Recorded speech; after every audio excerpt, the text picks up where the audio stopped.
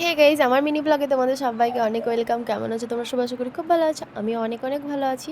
তো দেখতে পাচ্ছি আমি পাগলের মতো এখন বসে গেছি আর আমি করছি মেকআপ। তো আজকে আমি কোথাও যাচ্ছি না, আজকে আমি রিলস বানাবো, সেই জন্য ভাবলাম যে একটু মেকআপ করা যাক।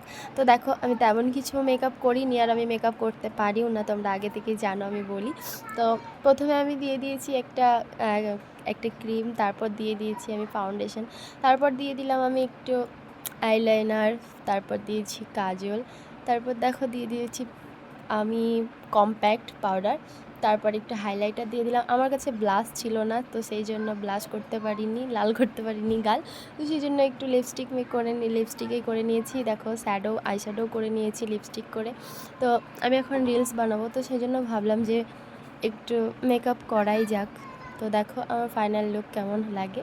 তো আমি সিম্পলি মেকআপ করেছি। তারপর দেখো এখন আমি একটু চুলটা ঠিক করে নিচ্ছি।